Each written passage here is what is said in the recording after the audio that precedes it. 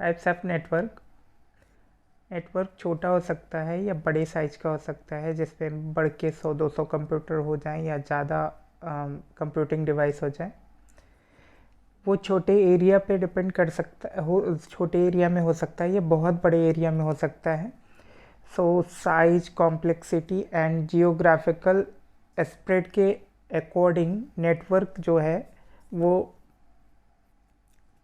अलग अलग टाइप के हो सकते हैं। The type of network based on geographical spread: LAN local area network, वैन wide area network, PAN personal area network, MAN metropolitan area network. Local area network.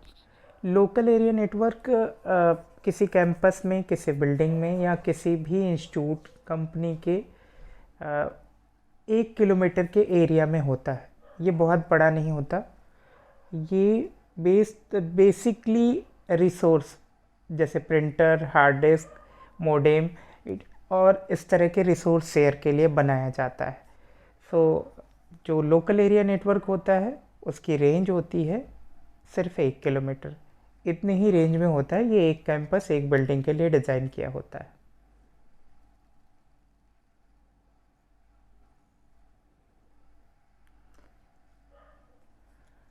Next है wide area network, वैन। Wide area network एक पूरी country के लिए हो सकता है या फिर पूरे कॉन्टिनेंट के लिए हो सकता है, उससे भी बड़े भाग के लिए हो सकता है। सो वाइड एरिया नेटवर्क छोटे छोटे लैन नेटवर्क को कनेक्ट करता है। और इंटरनेट भी वाइड एरिया नेटवर्क का एक एग्जांपल है। इंटरनेट वाइड एरिया नेटवर्क का एग्जांपल है। और वाइड एरिया नेटवर्क से पहले मैन इस्तेमाल होता था, मेट्रोपॉलिटन एरिया नेटवर्क। ऐसे नेटवर्क में होता क्या था कि सिटीज़ के बीच में डेडिकेटेड लाइन होती थी, लीज लाइन या इस तरह के, तो 2 सिटी को जोड़ पाता था। ऐसे कोई इस तरह का नेटवर्क नहीं था, जो कॉस्टली भी था। तो अभी मैन इस्तेमाल नहीं होता, मैन यूज़ नहीं होता, वैन यूज होता है, वाइड एरिया नेटवर्क, जिसमें हम इजीली ग्लोबल नेटवर्क से अपने लैन को कनेक्ट कर सकते हैं और हम वर्ल्ड वाइड जुड़ सकते हैं। तो इंटरनेट भी वैन का एक एग्जांपल है।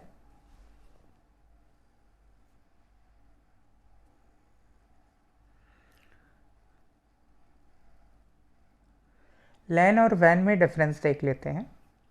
सो ये लैन बहुत ही स्मॉल एरिया पे होता है, जैसे कि हमने देखा 1 किलोमीटर के रेंज में। वैन बहुत ही बड़े लार्ज एरिया पे होता है। इसको लैन को सेटअप करने की कॉस्ट बहुत ज़्यादा नहीं होती और वैन कॉस्टली होता है। लैन एक सिंगल नेटवर्क होता है और वैन में इस तरह के छोटे छोटे कई नेटवर्क का इंटीग्रेशन होता है, कई नेटवर्क जुड़ के वैन बनाते हैं। नेक्स्ट देखते हैं पर्सनल एरिया नेटवर्क। जब भी हमें कभी मोबाइल से फ़ोटो लेनी होती है, लैपटॉप से कनेक्ट करना होता है या प्रिंट देना होता है, जिसमें प्रिंटर में वाईफाई होता है, तो हम ब्लूटूथ, इंफ्रारेड और वाईफाई का इस्तेमाल करके हम एक पर्सनल एरिया में हम अपना नेटवर्क बनाते हैं, जिसकी रेंज 10 मीटर होती है। 10 मीटर की रेंज में हम जो भी नेटवर्क अपने काम के लिए बनाते हैं, वाईफाई, इंफ्रारेड, इन सब टेक्नोलॉजी का इस्तेमाल करके उसको पर्सनल एरिया नेटवर्क कहते हैं। डे टू डे लाइफ में हम इसको यूज़ करते हैं। पर्सनल एरिया नेटवर्क में मैक्सिमम 10 कंप्यूटिंग डिवाइस हो सकती है और 10 मीटर की रेंज है। Type of network by component role. Component के आधार पर वो नेटवर्क क्या काम करते हैं, उसके कंपोनेंट क्या काम करते हैं, उसके बेसिस पे टाइप ऑफ नेटवर्क। एक तो पीर टू पीर नेटवर्क है, दूसरा client server network. Pir to Pir network में होता क्या है कि सारे नोड जो होते हैं, जो हमारी कंप्यूटिंग डिवाइस हैं, जहाँ पे वर्क स्टेशन है, वो वर्क स्टेशन आइडेंटिकल होते हैं। ऐसा नहीं है कि कोई सर्वर है और कोई डेडिकेटेड सर्वर है तो वो सर्विस देता है और क्लाइंट है, इस तरह का मॉडल नहीं है। उसमें पीर टू पीर नेटवर्क में जो भी हमारे नोड्स हैं वो आइडेंटिकल हैं। अगर कोई रिक्वेस्ट करता है तो दूसरा उसकी रिक्वेस्ट को सर्व करता है, और हो सकता है कि दूसरा उससे रिक्वेस्ट करे और ये उसकी रिक्वेस्ट को सर्व करे, यानी सर्वर और क्लाइंट जैसा दोनों रोल निभाते हैं ये लोग। तो पीर टू पीर नेटवर्क में कोई भी सेंट्रली डेडिकेटेड सर्वर नहीं होता, क्लाइंट ही सर्वर का काम करता है और सर्वर क्लाइंट का काम करते हैं इस तरह के नेटवर्क में।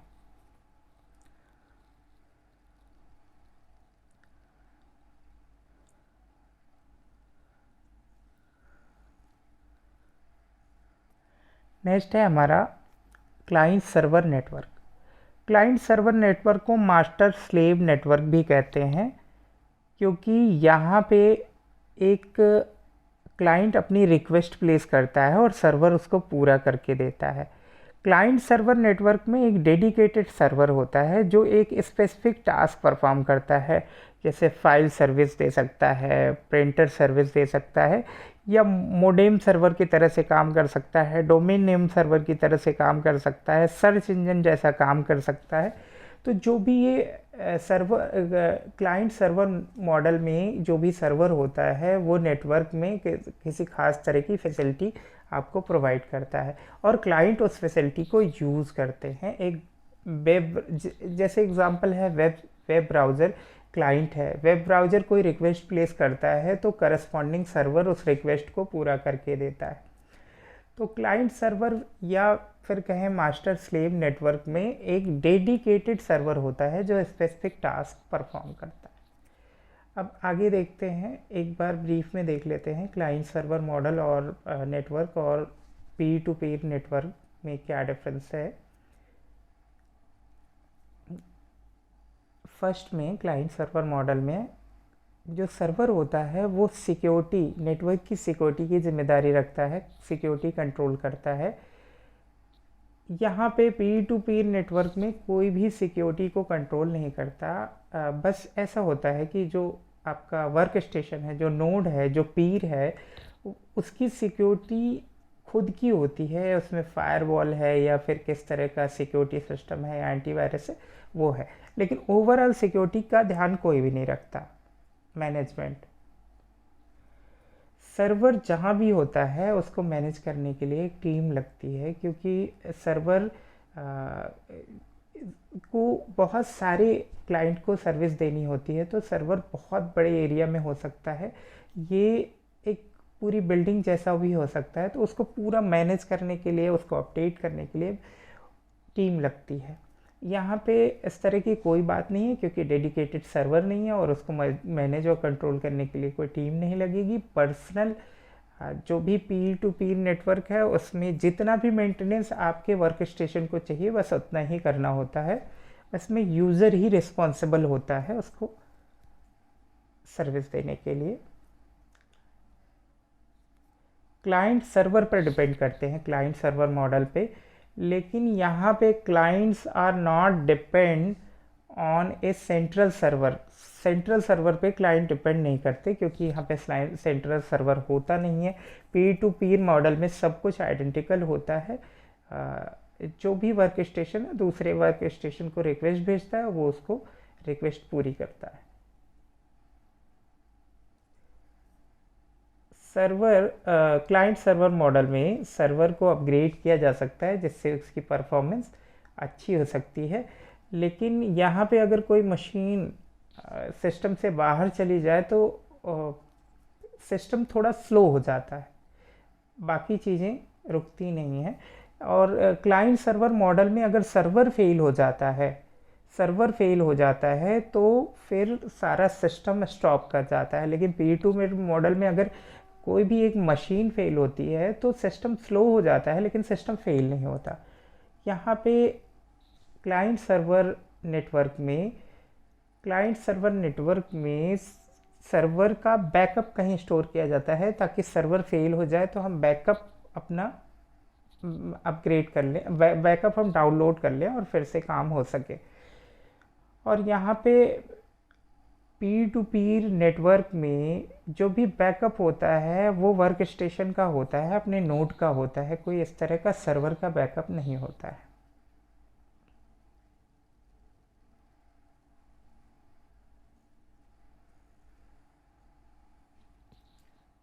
Evolution of network next topic है।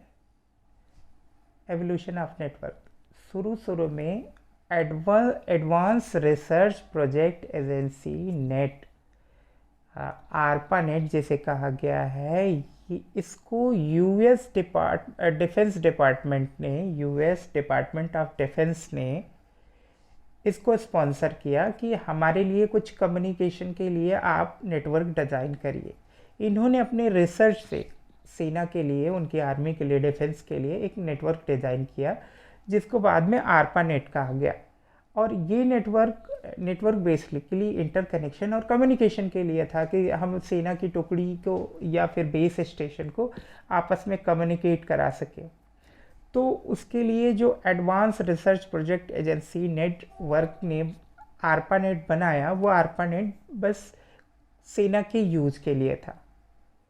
बाद में इस पे और रिसर्च हुआ। नेशनल साइंस फाउंडेशन नेट, बाद में रिसर्च हुआ 1980 में, और ये जो आरपा नेट का एडवांस वर्जन आया, इससे अब इसकी थोड़ी कैपेसिटी अच्छी थी और इससे हम कर सकते थे कम्युनिकेशन। और बाद में इसको सेना के अलावा यूनिवर्सिटी वगैरह में यूज हुआ, कंपनीज में, यूनिवर्सिटीज़ में यूज हुआ।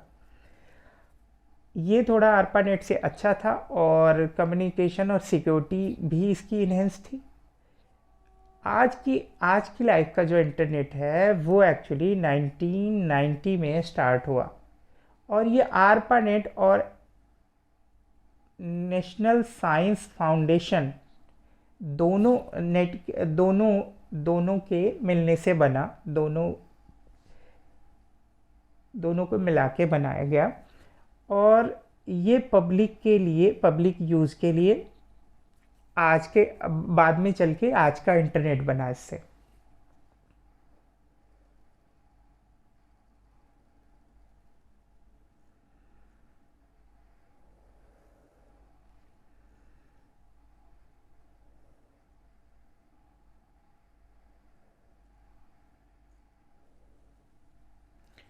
आगे देखेंगे इंटरनेट के कम्युनिकेशन के लिए कुछ प्रोटोकॉल्स होते हैं जिनको हम आगे देखेंगे, और इंटरनेट कैसे काम करता है। जैसे ये इंटरनेट का मेन फ्रेम है जिसको बैकबोन नेटवर्क कहते हैं, और ये है उसका गेटवे के थ्रू हम इंटरनेट को एक्सेस करते हैं। जैसे ये नेटवर्क नंबर 1 है और इसका ये गेटवे है, तो इस गेटवे से मेन इंटरनेट में हम दाखिल होते हैं और उसको यूज़ करते हैं। तो जब भी हमें कभी भी इंटरनेट की सुविधा लेनी होती है, हम किसी न किसी गेटवे को इस्तेमाल करते हैं जो हमें कंपनियां प्रोवाइड करती हैं। एक्चुअली बीएसएनएल हो, एयरटेल हो, या फिर कोई भी ब्रॉडबैंड कंपनी हो, ये ही हमें गेटवे तक पहुंचाती हैं और मेन इंटरनेट को हम यूज़ कर पाते हैं। तो यहाँ पे दिखाया गया है कि डिफरेंट नेटवर्क हो सकते हैं, उनकी टोपोलॉजी हो सकती है, जैसे ये रिंग है, स्टार है, जो आगे हम देखेंगे, और वो गेटवे के थ्रू इंटरनेट से जुड़े हुए हैं। अब नेक्स्ट टॉपिक हम देखते हैं कि किस तरह से किसी नेटवर्क पे मैसेज जाता है, मैसेज किसी नेटवर्क पे किस तरह से आगे बढ़ता है, तो वो देखते हैं।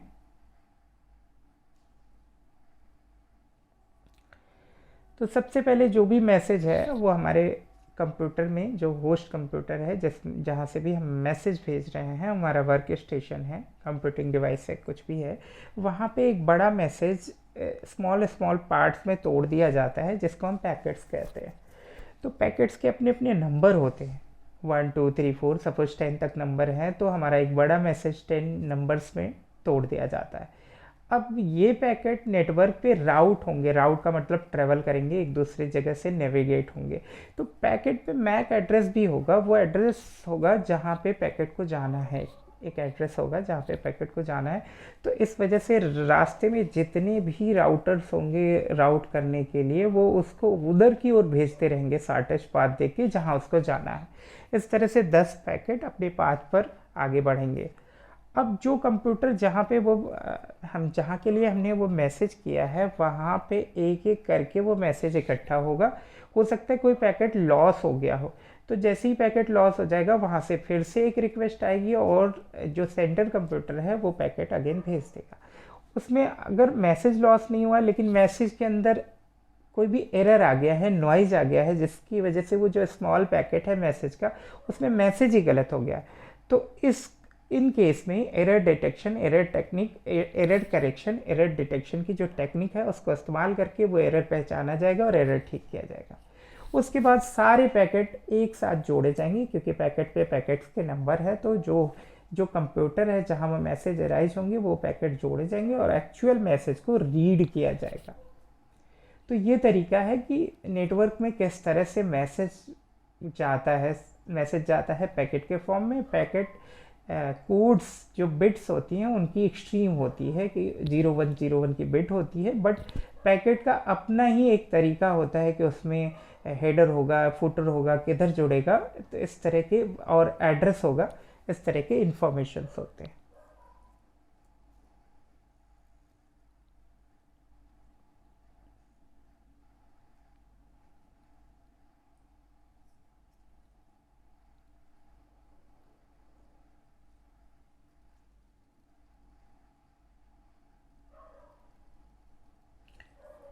फंक्शनिंग ऑफ इंटरनेट की फंक्शनिंग, इंटरनेट में कुछ रूल्स होते हैं, नेटवर्क में कुछ रूल होते हैं, इंटरनेट में कुछ रूल हैं जिसकी वजह से कम्युनिकेशन पॉसिबल होता है। कम्युनिकेशन के लिए प्री डिफाइंड रूल हैं, टीसीपी, जिन्हें हम प्रोटोकॉल कहते हैं। तो अब इंटरनेट के दो प्रोटोकॉल हैं जिनको हमें जानना है, टीसीपी और IP. TCP protocol, transmission control protocol, control protocol responsible है कि मैसेज को पैकेट में, छोटे छोटे पैकेट्स में डिवाइड करेगा। पैकेट में जो भी इंफॉर्मेशन लगेगी वो उसके साथ अटैच करेगा, और ऑल्सो जब वो रिसीवर कंप्यूटर पर रिसीव होंगे तो उस पैकेट को जोड़ेगा भी, आपस में रिसीव पैकेट को आपस में जोड़ेगा और ओरिजिनल मैसेज जो भी है वो मिलेगा उसको। IP protocol, internet protocol, sender के उसमें एड्रेस के लिए रिस्पॉन्सिबल है। जो भी पैकेट का सेंट एड्रेस होगा और राउटर उसको किस एड्रेस पे राउट करेगा उसके लिए रिस्पॉन्सिबल है।